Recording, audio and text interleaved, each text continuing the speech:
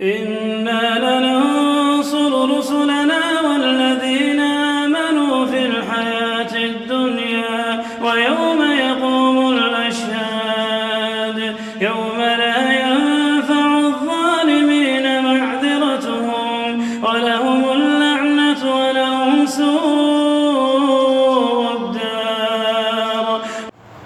إن الحمد لله نحمده ونستعينه ونستغفره ونعوذ بالله من شرور أنفسنا ومن سيئات أعمالنا.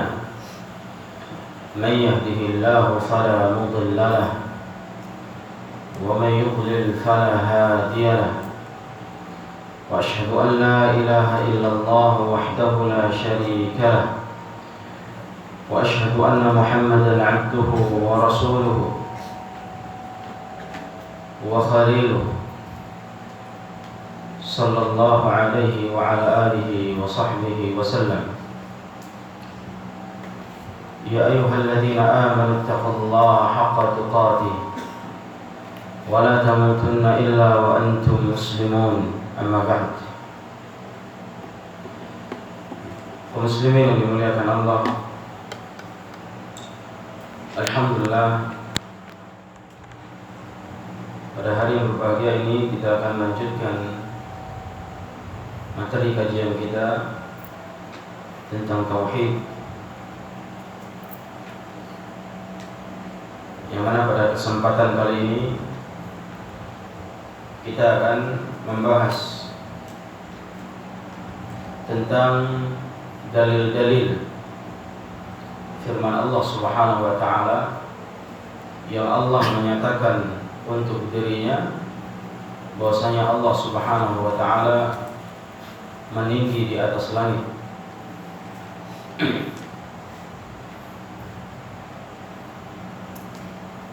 Atau pertanyaan yang pernah ditanyakan oleh Nabi kepada salah seorang budak dengan pertanyaan aina Allah, di mana Allah Subhanahu wa taala. Dan ini termasuk pembahasan yang penting, dan termasuk pula pembahasan akidah.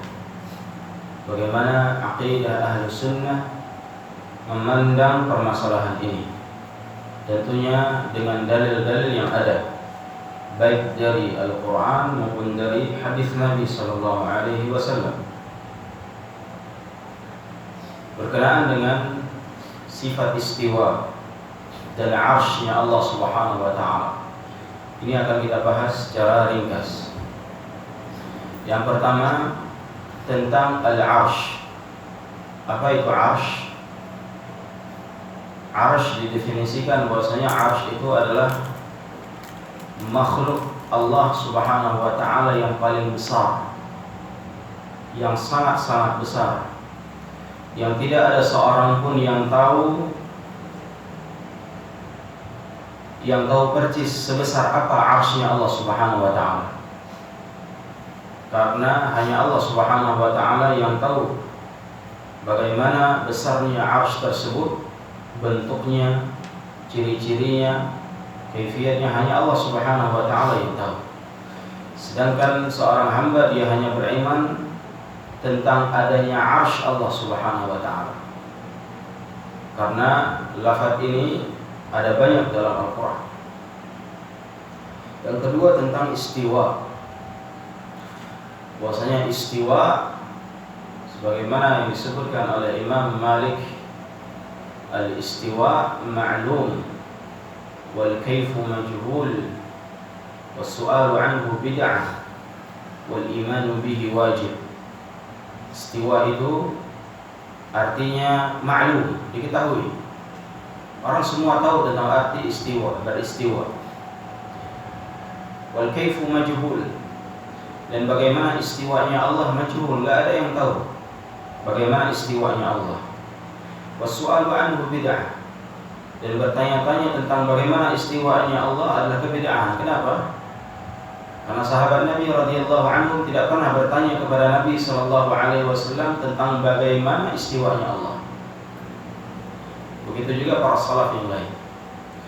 Wal imanu bihi wajib, dan beriman dengan istiwa adalah suatu kewajiban karena dia bagian dari sifat-sifat Allah Subhanahu wa taala. Jadi semua yang datang yang Allah kabarkan tentang sifat-sifatnya, maka seorang hamba wajib mengimaninya sebagaimana yang Allah sebutkan di dalam Al-Quran, tanpa mentahrifnya, tanpa mengubah maknanya, tanpa menta'tilnya, tanpa meniadakan maknanya, atau mentashbih, atau menyerupakannya dengan sifat makhluk, atau mentakifnya, menyebutkan ciri-cirinya, tata caranya. Maka yang seperti ini tidak dibenarkan. Kaum muslimin yang dimuliakan Allah Subhanahu wa taala, tentang istiwa Allah Subhanahu wa taala banyak mengkhabarkan tentang sifatnya ini dalam Al-Qur'an. Di antaranya Allah mengatakan dengan lafaz tsumma istawa 'alal 'arsy. Dengan lafaz ini Allah Subhanahu wa taala berfirman di 7 surat dari yang ada di dalam Al-Qur'an. Ada 7 tempat di dalam Al-Qur'an di mana Allah Subhanahu wa taala mengatakan bahwa dirinya berada di atas 'arsy, beristiwa. Dalil yang pertama, nanti antum bisa melihat sendiri dalam Al-Qur'an bagaimana keterangan yang Allah kabarkan di dalam Al-Qur'an. Yang pertama dalam surah Taha ayat 5. Ar-Rahman 'alal 'arsy istawa.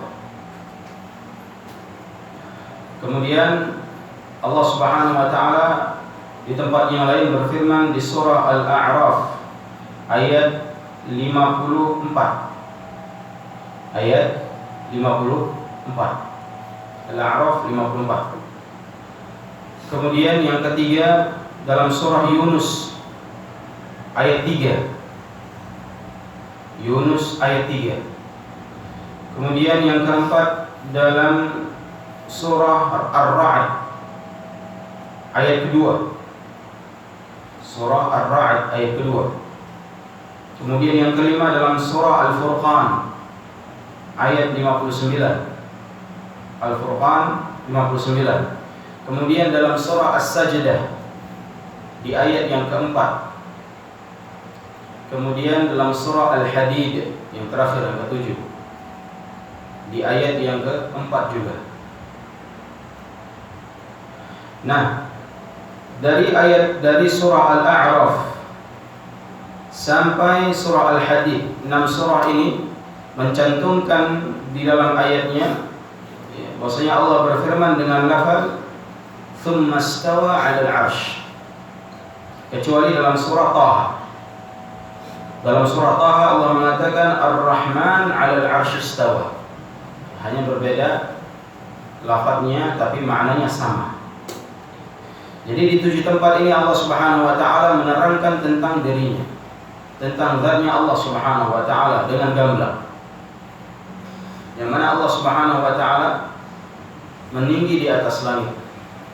Dan seorang ketika mengartikan istiwa, maka artikanlah dengan arti-arti yang telah dibawakan oleh para ulama, sehingga tidak mendatangkan tashbih ataupun tamthil, penyerupaan dan penyamaan dengan makhluk.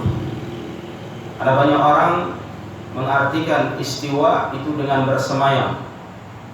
Bersemayam dalam bahasa Indonesia itu seseorang yang duduk di atas suatu tempat yang tinggi, itu semayam.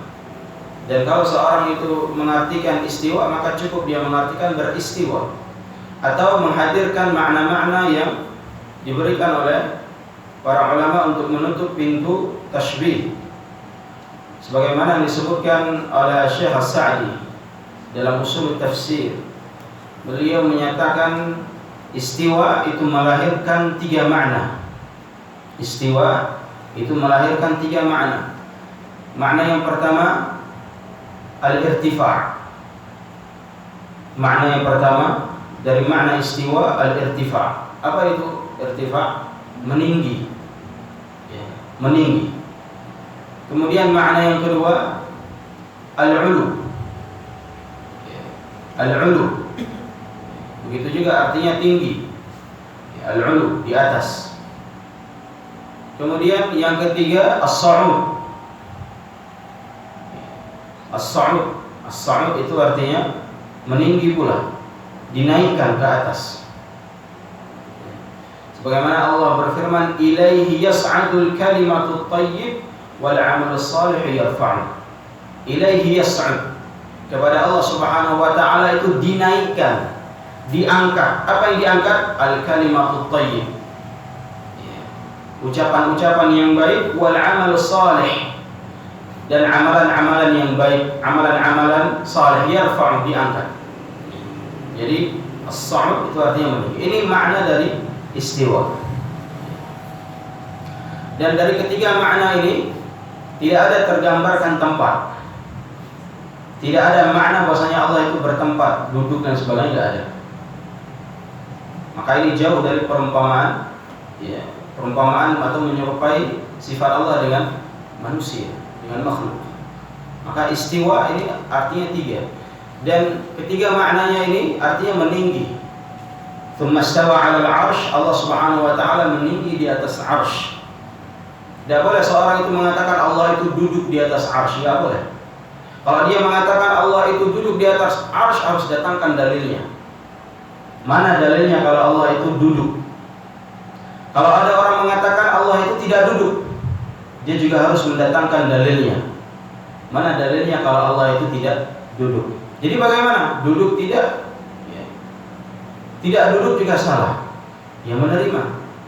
Bagaimana yang Allah kabarkan? Istiwa itu sudah istiwa. Tidak usah mempertanyakan bagaimana. Ya, bagaimananya itu jangan dipertanyakan. Karena nggak ada yang tahu. Karena tentang sifat Allah hanya Allah Subhanahu wa taala yang tahu. Nah, dia bagian dari hal-hal yang gaib yang tidak dikhabarkan oleh Allah Subhanahu wa taala. Maka kewajiban seorang mukmin hanya beriman kepada sifat-sifat Allah sesuai yang Allah kabarkan, tanpa mentakwilnya, tanpa diterjemahkan ke yang lain, tanpa dia tahrif, dia selewengkan maknanya, atau dia ta'til, dia hilangkan maknanya, tidak boleh. Atau dia serumpamakan dengan makhluk, tidak boleh. Atau dia menyebutkan ciri-cirinya. Oh, istiwa itu maknanya Allah itu duduknya begini. Sehingga kan banyak sekarang fitnah-fitnah terhadap ya akidah Ahlus Sunnah. Mereka menggambarkan Allah Subhanahu wa taala seakan-akan duduk di kursinya raja. Dan keberadaan kursinya itu di atas langit, mengambang di atas awan. Digambarkan kursi. Ini tidak boleh seperti ini. Dan orang yang membuat hal seperti itu bisa jatuh kepada kekafiran. Karena dia telah menghina Allah Subhanahu wa taala dan menyerupakan Allah Subhanahu wa taala dengan makhluk. Wal'iyadu billah. Maka jemaah dimuliakan Allah Subhanahu wa taala, maka seorang itu beriman dengan sifatnya Allah Subhanahu wa taala sebagaimana yang Allah kabarkan. Ya, jangan dibayangkan dengan sifat manusia. Ya. Karena tidak ada tempat ya, bagi akal kita untuk mencoba-coba berkhayal ataupun ya, berangan-angan membayangkan sifat-sifat Allah Subhanahu wa taala. Pasti dia akan terjatuh dalam kesalahan. Ini dalil-dalil yang menunjukkan bahwasanya Allah Subhanahu wa taala di atas langit. Ya, jadi akidah Ahlus Sunnah mengatakan Allah itu meninggi di atas langit, bukan di mana-mana. Akidah yang mengatakan Allah di mana-mana ini akidah yang batil. Allah bukan di mana-mana. Allah meninggi, agung, maha tinggi di atas langit. Ini dalil-dalil yang jelas yang menggunakan lafaz istiwa. Dan dalil-dalil yang lain selain lafaz istiwa yang menunjukkan bahwasanya Allah Subhanahu wa taala di atas juga banyak. Di antaranya Allah berfirman dalam surah Al-An'am ayat 18 dan ayat 61. Ayat 18 dan ayat 61. Surah Al-An'am, Allah berfirman, "Wa huwal qahiru fawqa 'ibadihi." Wa huwal qahir. Allah itu yang maha kuasa. Fawqa 'ibadihi, di atas para hamba-hambanya. Allah maha kuasa di atas. Dan ini gambaran bahwasanya Allah Subhanahu wa taala ya, mengkhabarkan kepada kita Allah itu di atas. Wa qala ta'ala, Allah berfirman juga dalam surah An-Nahl ayat 50. Sebagai bukti Allah itu di atas. Allah berfirman, yakhafuna rabbahum min fawqihim wa yaf'aluna ma yu'marun. Mereka itu senantiasa yakhafuna rabbahum, takut dengan Rabb mereka, yaitu Allah Subhanahu wa taala, min fawqihim, keberadaannya di atas mereka. Wa yaf'aluna ma yu'marun, dan mereka senantiasa mengerjakan apa yang diperintahkan oleh Rabb-nya. Kemudian dalam surah Fatir, ya yang lain dalam surah Fatir ayat 10 Allah berfirman, ilaihi yas'adul kalimut thayyib wal 'amalus shalihu yarfa'u. Kepadanya lah diangkat, ya. Kepadanya dia diangkat, dinaikkan. Kalau kata-kata naik kira-kira ke atas atau ke bawah? Ke atas. Enggak ada orang mengatakan naik tapi ke bawah. Pasti ilaihi yas'ad. Kepadanya lah diangkat al-kalimatut thayyib, ucapan-ucapan yang baik. Kalimatut thayyib, kalimat yang baik. Wal 'amalus shalih, yaitu amalan-amalan seorang itu akan diangkat kepada Allah Subhanahu wa taala. Dan hadis-hadis yang menunjukkan bahwasanya amalan seorang itu diangkat di waktu-waktu tertentu yang Nabi khabarkan. Dan di mana keangkat? Ke langit, kepada Allah Subhanahu wa taala. Dan ini menunjukkan bahwasanya Allah Subhanahu wa taala. Ini dalil-dalil dari Al-Qur'an yang menunjukkan bahwasanya Allah Subhanahu wa taala di atas. Kemudian yang dalil dari hadis Nabi sallallahu alaihi wasallam disebutkan, ya, dalam hadis yang dikeluarkan oleh Imam Muslim fi Kitabil Masajid, dalam sahihnya kitab Masajid wa mawadhi'us shalah. Imam Muslim mencantumkan satu kisah, yaitu dari Muawiyah bin al-Hakam as-Sulami. Muawiyah bin al-Hakam as-Sulami radhiyallahu anhu qala,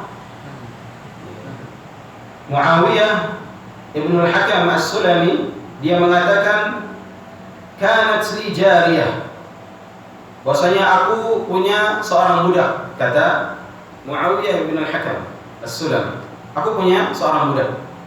Tar'a ghanaman li, dan dia itu mengawasi, mengembala kambing-kambingku.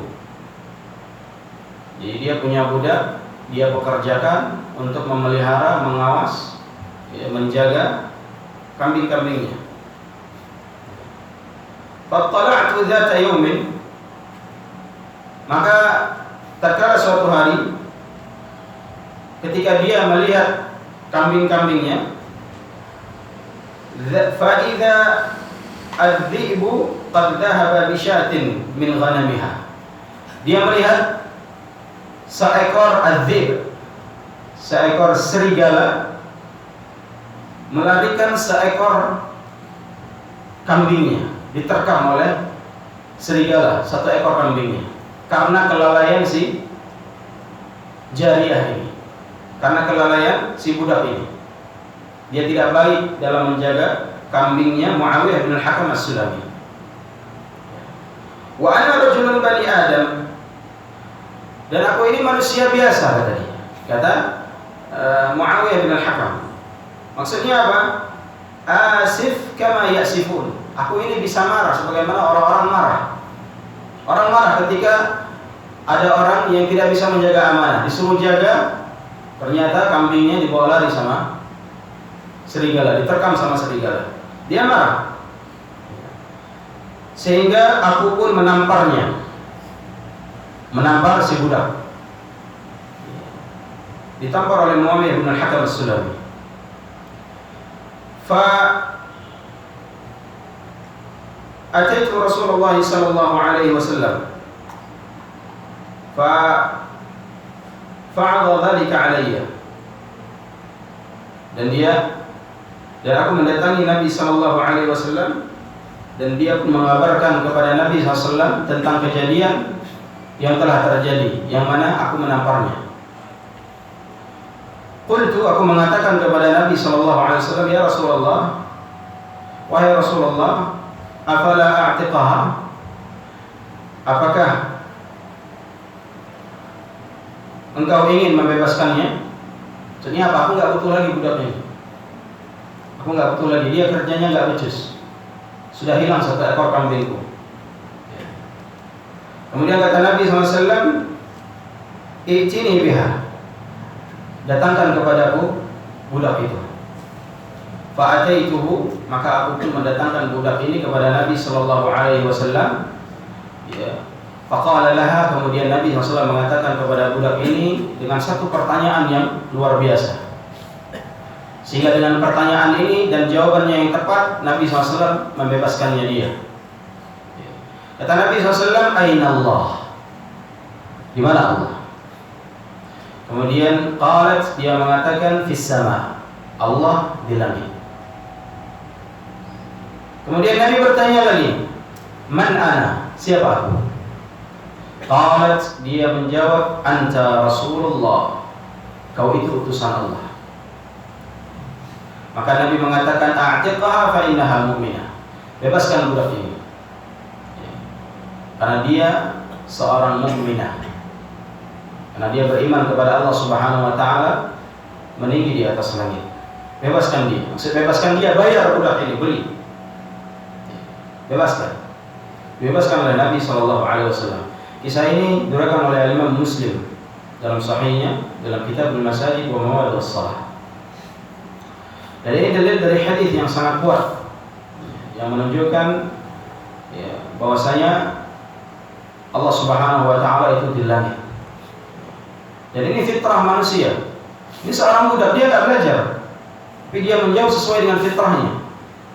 Karena fitrah manusia semuanya kalau ditanya, dia akan mengatakan Allah Subhanahu wa taala di langit. Makanya Al-Imam An-Nawawi menyebutkan hadis ini termasuk hadis-hadis sifat yang paling pokok pendalilannya, yang paling kuat dalam dijadikan pendalilan. Nah, hadisnya sangat sahih, dikeluarkan oleh Al-Imam Muslim,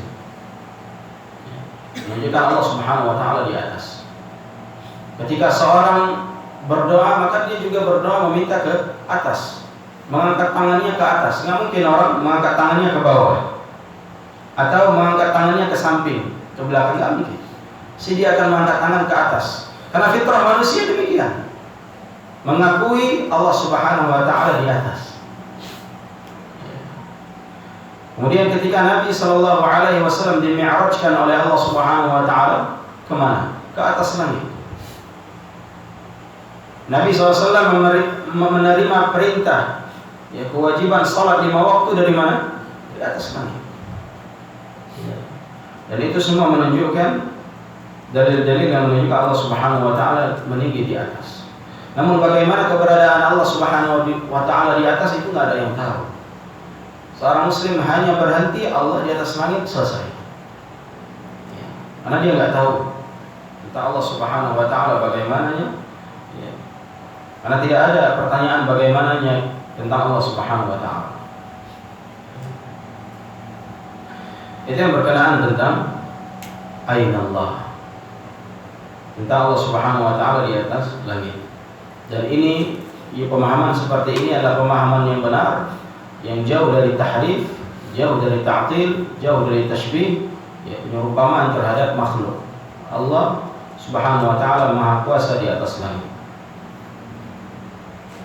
Dan dalil-dalil lain juga banyak dalam Al-Quran yang menunjukkan Allah Subhanahu wa taala di atas langit.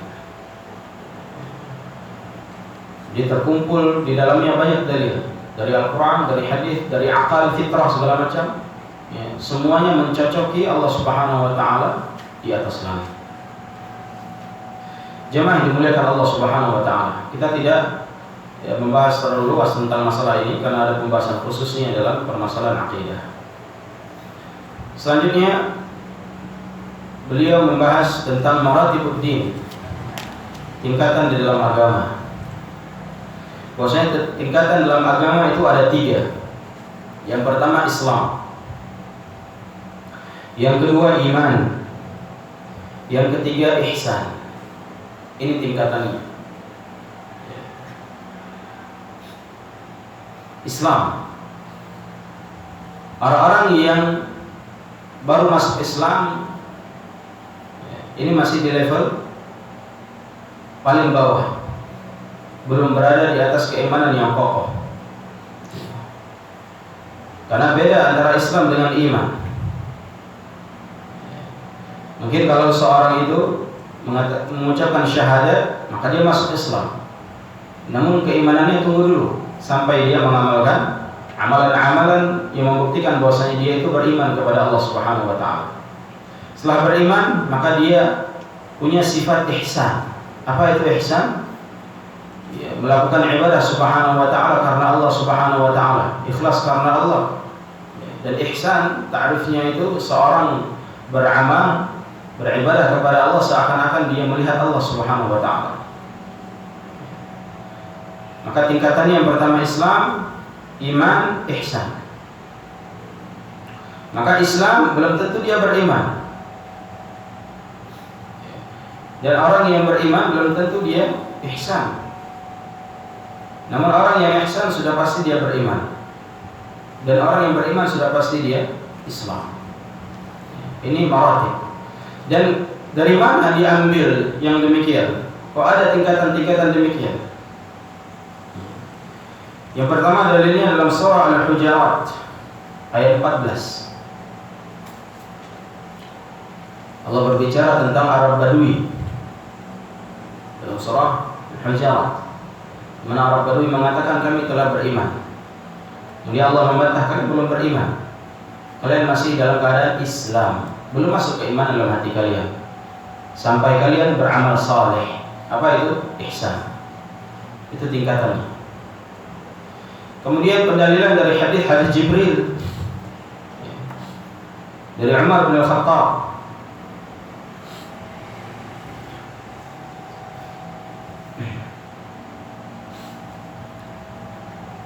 Dan hadis dalam Musnad Imam Ahmad. Musnad Imam Ahmad nomor hadis 176. Tidak disebutkan lafaz hadisnya dalam Musnad Imam Ahmad. Dalam hadis Jibril jelas ketika Umar bin Khattab mengatakan pada suatu hari kami lagi duduk-duduk dengan Nabi sallallahu alaihi wasallam. Kemudian tiba-tiba datang seorang yang iftala alaina rajulun syadidu bayad thiyab. Orang yang berpakaian putih bersih. Syadidus sawad asy-sya'r. Dan dia berpenampilan sangat rapi, rambutnya hitam berkilau, rapi, baju putih. La yura alaihi athar was-safar. Yang mana orang ini tidak ada pertanda-tanda dia itu orang yang melakukan perjalanan jauh. Kenapa? Rapi sekali pakaiannya. Karena kalau orang dahulu kalau melakukan perjalanan jauh langsung nampak berdebu mukanya, rambutnya, ya bajunya kotor. Karena perjalanannya dilakukan dengan berjalan kaki melewati padang pasir, atau naik kuda, atau naik keledai, atau naik onta. Beda halnya dengan orang musafir sekarang. Mau dia bermusafir 1 hari 1 malam, ya, tetap bersih pakaiannya. Ya. Kenapa? Karena naik mobil atau naik pesawat. Tapi kalau dulu, kalau orang melakukan perjalanan jauh langsung ketahuan. Tapi ini tidak ketahuan. Pakaiannya rapi. Tidak ada bekas-bekas dia itu orang yang melakukan perjalanan jauh. Wala ya'rifuhu minna ahad. Dan di antara kami tidak ada yang mengenal dia. Menunjukkan apa? Kalau di antara kami tidak ada yang mengenal orang ini, berarti orang ini orang luar, pendatang. Kalau dikatakan pendatang, tidak ada tanda-tanda dia itu pendatang. Karena rapi pakaiannya, seakan-akan dia itu memang orang Madinah. Tapi kami orang Madinah nggak pernah lihat dia. Kan aneh. Wala ya'rifuhu minna ahad. Hatta jalasa ila Nabi sallallahu alaihi wasallam. Sampai orang ini pun datang, tiba-tiba ikut duduk bersama kami di dekat Nabi sallallahu alaihi wasallam. Dia duduk di depan Nabi. Fa asnada rukbatayhi ila rukbatayhi wa wada'a kaffayhi ala fakhidayhi. Dia duduk mendekat kepada Nabi dan menempelkan kedua lututnya ke lutut Nabi SAW dan meletakkan kedua tangannya di atas lututnya sendiri. Dia duduk, seperti ini, dekat di hadapan Nabi, kemudian mengatakan, akhbirni anil Islam. Akhbirni anil Islam. Tingkatan yang pertama tadi. Ya Muhammad, akhbirni anil Islam. Muhammad, kasih tahu aku apa itu Islam. Kemudian Nabi SAW menjawab, al-Islam an tasyhadu an la ilaha illallah wa anna Muhammadar Rasulullah wa tuqimus shalah wa tutiyaz zakah wa tasumma Ramadan wa tahajjul bait. In istata'ta ilaihi sabila. Nabi menjawab Islam itu dengan menyebut 5 rukun Islam. Ketika Nabi menyebutkan 5 rukun Islam, qala sadaqta. Kau benar. Kemudian Umar mengatakan fa'ajibna lahu yas'aluhu wa yusaddiquhu. Kami heran lihat orang ini. Kami heran, sangat heran melihat dia. Kenapa heran? Dia yang bertanya, dia yang membenarkan. Dia bertanya, ya Muhammad, apa itu Islam? Islam itu begini dan begini. Kemudian dia mengatakan, kau benar. Sahabat heran, berarti ini orang sudah tahu jawabannya. Tapi dia nanya sesuatu yang sudah dia ketahui. Maka kami pun heran. Biasanya kalau orang bertanya, berarti dia bertanya sesuatu yang tidak tahu. Ini dia bertanya sesuatu yang sudah ia ketahui, sehingga dia menjawab, ya kau benar. Kemudian Umar melanjutkan, orang tersebut mengatakan, fa'akhbirni anil iman. Kasih tahu aku apa itu iman. Jelaskan kepada aku apa itu iman. Kemudian Nabi menjawab, al-iman an tu'mina billahi wa malaikatihi wa kutubihi wa rasulihi wal yawmil akhir wa tu'mina bil qadri khairihi wa syarrihi. Nabi menjawab iman itu dengan menyebutkan rukun iman yang ada 6. Beriman kepada Allah, malaikatnya, dan seterusnya. 6 rukun disebut oleh Nabi SAW. Kemudian setelah demikian dia mengatakan fa'akhbirni 'anil ihsan. Tingkatan yang ketiga.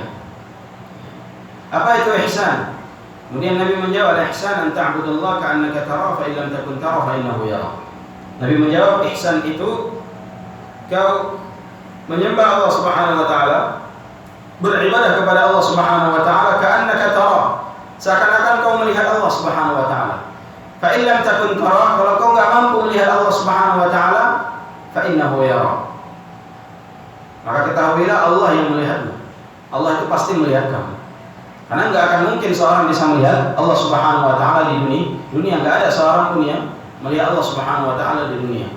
Tapi begitulah ihsan, sudah di atas puncak kebaikan yang luar biasa dalam ibadah. Seorang itu ketika dia beribadah, dia menganggap seakan-akan dia melihat Allah, untuk menghadirkan rasa takut, kekhusyuan, pengawasan dari Allah Subhanahu wa taala. Kalau dia tidak mampu melihat Allah, maka yakinlah Allah Subhanahu wa taala melihatnya.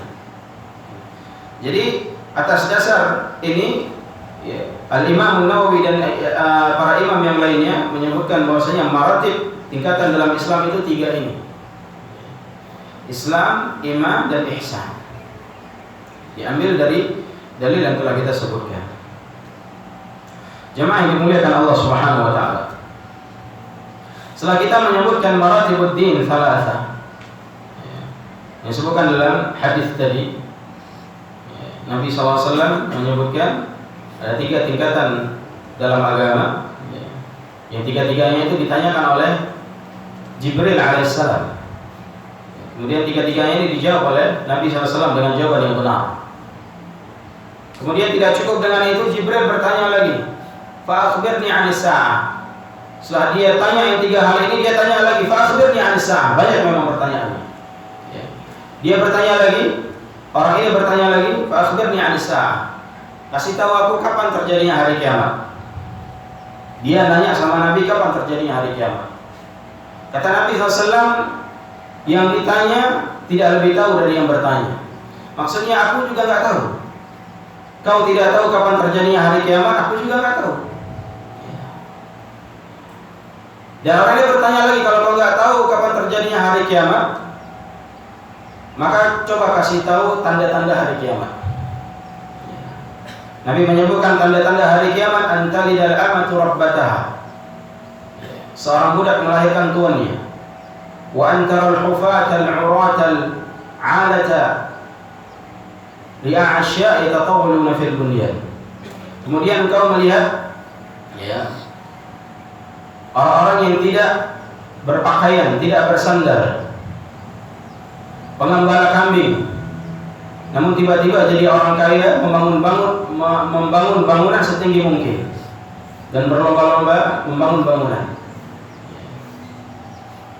Kemudian setelah itu thumma talaq, Jibril pergi. Orang laki-laki ini pergi, yang tadi berpakaian putih. Setelah dia bertanya dan mendapatkan semua jawabannya kecuali tentang hari kiamat. Karena Nabi nggak tahu kapan hari terjadi hari kiamat. Karena kiamat itu ilmunya hanya di sisi Allah Subhanahu wa taala. Allah hanya yang tahu kapan terjadinya. Ya. Maka kalau ada orang sekarang ini yang meramal hari kiamat itu dusta semuanya. Nggak ada. Karena Nabi sendiri tidak tahu. Karena kalau dikasih tahu, itu banyak manusia yang tidak akan mempersiapkan amalannya sejak dini.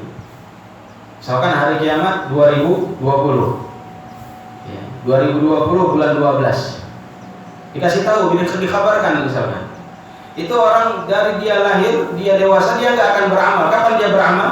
Nanti 2020 bulan 11, sebulan lagi dia mau meninggal baru dia beramal. Makanya kiamat itu dirahasiakan agar seorang itu mempersiapkan rahasia, sehingga dia berusaha mempersiapkan, karena dia nggak tahu kapan dia akan diwafatkan oleh Allah Subhanahu wa taala. Teman tolak, kemudian orang ini pergi. Falabithtu maliyan, sedangkan aku yaitu Umar masih berada di sisi Nabi SAW. Kemudian Nabi mengatakan, ya Umar, atadri man as-sa'il, wahai Umar, tahukah engkau siapa tadi orang yang berpakaian putih, rambutnya rapi, bertanya tentang Islam, tentang iman, tentang ihsan, tentang hari kiamat dan tanda-tandanya? Tahukah engkau siapa itu? Allah wa rasuluhu a'lam. Ya Rasulullah, ya Allah dan engkau yang lebih tahu. Maka Nabi menjawab, fa innahu Jibril ataakum yu'allimukum dinakum. Itu tadi yang datang Jibril. Jibril datang dengan wujud manusia, berpakaian rapi, berambut hitam. Dia datang kepada kalian untuk mengajarkan agama kalian. Untuk mengajarkan agama kalian. Jadi Jibril bertanya tentang 3 hal ini untuk mengajarkan kepada para sahabat. Sehingga Nabi menjawab pertanyaannya dari dia. Maka para ulama mengambil istinbar hukum bahwasanya seorang itu boleh bertanya sesuatu yang ia sudah tahu dalam rangka agar orang lain mengetahuinya. Namun tidak boleh bertanya sesuatu yang dia telah ketahui untuk mengetes gurunya, ini nggak boleh. Tapi kalau dalam rangka kayaknya permasalahan ini penting dan banyak orang yang belum tahu, tanya. Kalau aku bertanya nanti dijawab sama ustadznya, dan jawaban itu bisa membuat pencerahan kepada orang lain, bisa membuat orang lain tercerahkan. Maka dia bertanya. Tapi kalau hanya mengetesannya, ini saya mau tanya sama ustadznya, kayaknya ilmunya tinggi. Seberapa tinggi ilmunya? Saya mau tanya, bisa jawab nggak ya? Nah ini nggak boleh demikian. Tapi kalau dia memandangnya ini untuk yang lain, agar jawaban ini bisa dipahami, maka yang demikian boleh. Sebagaimana Jibril. Makanya Jibril ketika menerima jawaban dari Nabi SAW, dia mengatakan, sadaq, kau betul. Berarti dia nggak tahu. Tapi jawabannya itu bukan untuk dia. Jawabannya itu untuk para sahabat yang lagi duduk bersama Nabi SAW. Maka itulah 3 tingkatan dalam agama. Maka dari tingkatan ini, beliau rahimahullah ta'ala membawakan pembahasan yang pertama, yaitu tentang Islam. Beliau membawa di sini ta'riful Islam. Jadi kita membahas tingkatan yang pertama, Islam, iman, ihsan. Sehingga beliau berbicara, membuat satu pembahasan ta'riful Islam, pengertian Islam. Apa itu Islam? Nah, kita harus tahu. Banyak orang Islam nggak tahu apa makna Islam. Apa itu Islam? Ya Islam. Apa itu Islam? Ya Islam, sholat, puasa, zakat, gitu. Ibadah. Ya kalau seperti itu, ya orang kafir juga punya ibadah sendiri. Kalau kita mungkin sholat, mereka ada nama lain, ibadah juga untuk menyembah Tuhan mereka. Kalau kita punya puasa, mereka juga ada puasanya. Maka apa itu Islam? Yang dengan ini membedakan antara kita dengan mereka. Islam huwa al-istislam bit-tauhid. Islam itu berserah diri kepada Allah dengan tauhid. Al-istislam lillah bitauhid, berserah diri kepada Allah dengan tauhid. Wal inqiyadu lahu bil ta'ah, dan tunduk kepada Allah Subhanahu wa taala bil ta'ah, dengan mengerjakan ketaatan-ketaatan. Wal khulus wal bara'atu minasyirki wa ahli, dan mengikhlaskan ketaatan tersebut, mengikhlaskan beribadah kepada Allah Subhanahu wa taala, wal bara'ah, dan berlepas diri, menjauh dari perbuatan syirik dan pelakunya. Ini Islam. Jadi Islam itu berserah diri kepada Allah Subhanahu wa taala dengan tauhid, tunduk patuh kepada Allah Subhanahu wa taala dengan mengerjakan segala macam ketaatan dengan keikhlasan, wal bara'atu minasyirki wa ahli, dan berlepas diri, menjauh dari perbuatan syirik dan pelakunya. Maka orang yang mengaku Islam, maka dia harus berserah diri kepada Allah dengan tauhid. Tentunya harus belajar tauhid sehingga dia bisa mempraktekkannya. Dan orang Islam itu harus tunduknya hanya kepada Allah, takutnya hanya kepada Allah. Dan ketika dia tunduk beramal saleh, beribadah, ibadahnya harus ikhlas karena Allah Subhanahu wa taala. Dan orang Islam adalah orang yang bara', berlepas diri dari kesyirikan. Dia enggak mau dekat-dekat dengan kesyirikan, dan tidak mau juga dekat-dekat bergaul dengan pelaku kesyirikan. Dia mau. Dia menjauh dari pelaku kesyirikan. Kenapa? Pelaku kesyirikan itu musuh Allah Subhanahu wa taala. Maka dia enggak mau dekat dengan musuh-musuh Allah Subhanahu wa taala. Maka itu pengertian dari Islam. Sehingga Allah Subhanahu wa taala berfirman tentang Islam, "Innad dina 'indallahil Islam." Sungguhnya agama yang benar di sisi Allah Subhanahu wa taala adalah Islam. Agama yang benar di sisi Allah Subhanahu wa taala adalah Islam, bukan agama yang paling benar. Kalau agama yang paling benar berarti agama lain benar, tapi enggak paling. Jadi innad dina 'indallahil Islam, agama yang benar hanyalah Islam. Bahkan dalam ayat lain Allah mengatakan wa raditu lakumul Islam madina, dan aku telah ridha Islam menjadi agama kalian. Dalam ayat lain Allah berfirman dalam surah Az-Zumar ayat 54, wa anibu ila rabbikum wa aslimu lahu. Kembalilah kalian semuanya kepada Allah Subhanahu wa taala, wa aslimu lahu, dan berserah dirilah kepada Allah Subhanahu wa taala. Maka sifat orang Islam itu berserah diri kepada Allah. Setelah dia berusaha, maka dia bertawakal. Tawakalnya orang Islam itu luar biasa. Namun tawakalnya setelah usaha. Kembalilah kalian kepada Rabb kalian dan berserah dirilah kepada Allah Subhanahu wa taala. Min qabli an ya'tiyakumul 'adzab, sebelum turun azab Allah kepada kalian. Maka sebelum turun azab Allah, kembalilah cepat-cepat kepada Allah dan berserah dirilah kembali kepada Allah Subhanahu wa taala sebelum datang azab. Karena kalau azab itu sudah turun, tsumma la tunsarun, kalian tidak dapat ditolong. Kalau azab itu sudah turun, la tunsarun, kalian tidak bisa ditolong. Allah berfirman juga dalam surah Al-Baqarah ayat 132, "Fala tamutunna illa wa antum muslimun." Janganlah kalian meninggal kecuali dalam keadaan muslimun, dalam keadaan muslim, orang yang memeluk agama Islam. Dalam ayat yang lain Ali Imran 102, "Wala tamutunna illa wa antum muslimun." Bedanya kalau di Al-Baqarah fala tamutunna illa. Kalau di Ali Imran wala tamutunna illa wa antum muslimun. Maknanya sama. Dalam ayat yang lain Allah mengistimewakan agama Islam. Allah Subhanahu wa taala berfirman dalam surah Ali Imran ayat 83, "Afa ghaira dinillahi yabghun wa lahu aslam man fis samawati wal ard taw'an wa karhan wa ilaihi yurja'un." Afa ghaira dinillahi yabghun, apakah agama selain Islam yang mereka cari? Walahu aslam man fis samawati wal ard, sedangkan langit dan bumi semuanya tunduk kepada Allah Subhanahu wa taala. Tau'an wa karha, dengan pasrah ataupun dipaksa. Wa ilaihi yurja'un, semuanya kembali kepada Allah Subhanahu wa taala. Kemudian dalam surah Ali Imran ayat 85, "Wa may yabtaghi ghairal Islam dinan falan yuqbala minhu wa huwa fil akhirati minal khasirin." Siapa saja yang mencari agama selain agama Islam, falan yuqbal, maka Allah Subhanahu wa taala tidak akan menerima agama tersebut. Walaupun agama itu baik, bagus akhlaknya, bagus budayanya, bagus sosialisasinya, bagus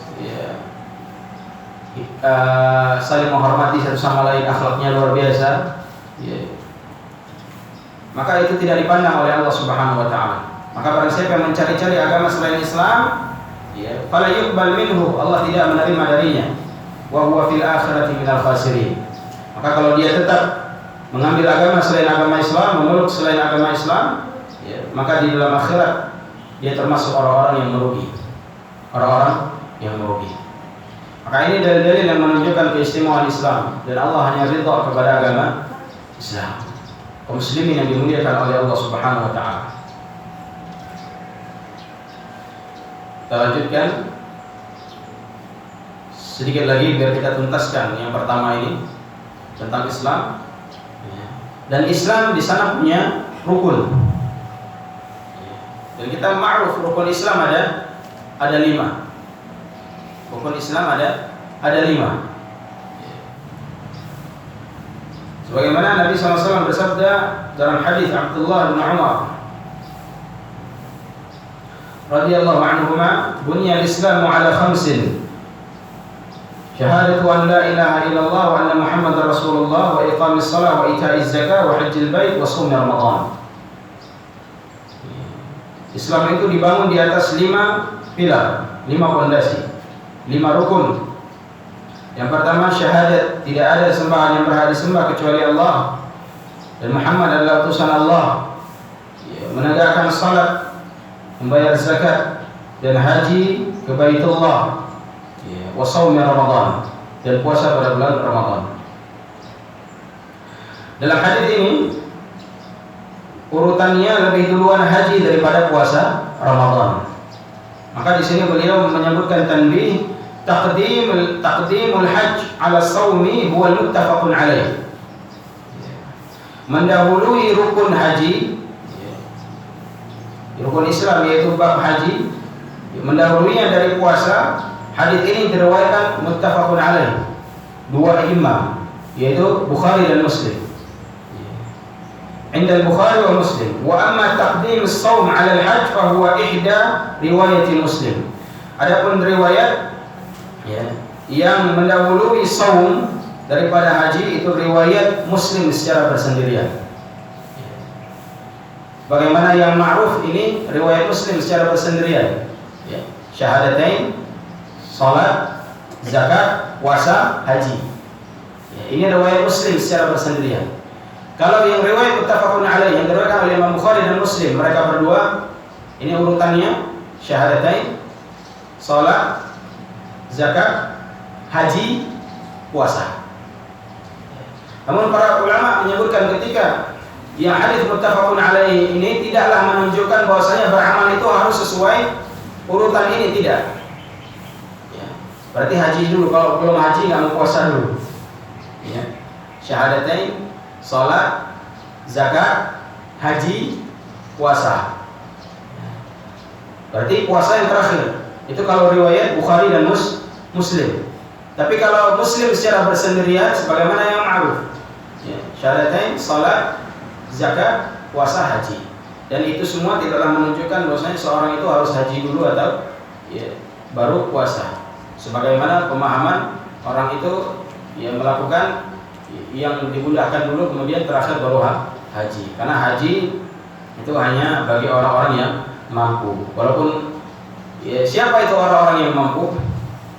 Orang mampu itu orang yang dia punya harta, kemudian dia punya tempat tinggal sendiri, maka itu orang mampu.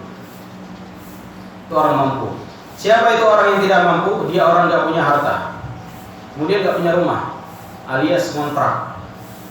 Ini orang nggak mampu. Ya. Tapi kalau mampu gimana? Orang mampu dia punya harta, kemudian dia punya rumah sendiri. Ini mampu. Mampu dari sisi apa? Dia punya harta dan punya rumah sendiri. Dia bisa jual rumahnya untuk naik haji. Dan ini solusi kalau orang itu mau naik haji cepat, jual rumahnya. Nanti nggak ada rumah gimana? Sampai ke Mekah, doa sana sama Allah Subhanahu Wa Taala, minta sama Allah Subhanahu Wa Taala kalau pulang biar dikasih rumah lagi. Pasti Allah kabulkan.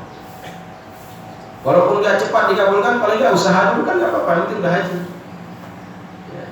Walaupun nggak punya rumah sendiri lagi, nggak apa-apa, kontrak sampai Allah cabut nyawanya kan nggak apa-apa. Jadi kontraktor. Ya. Jadi antara mampu dan tidak mampu ini harus dipahami.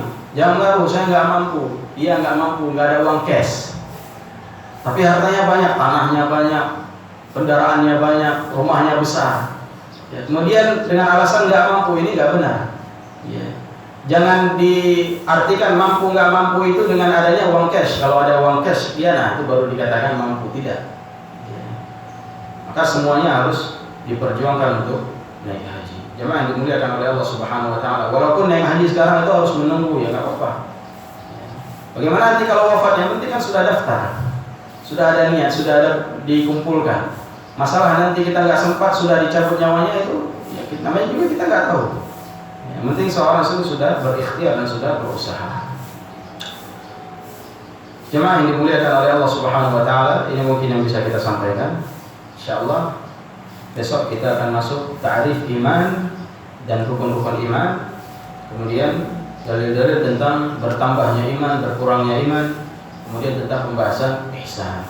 Semoga yang sedikit ini bermanfaat. Sallallahu ala nabiyina Muhammad wa ala alihi wa sahbihi wa sallam. Subhanakallahumma bihamdika wa asyhadu an la ilaha illa anta wa astaghfiruka wa atubu ilaik. Assalamualaikum warahmatullahi wabarakatuh.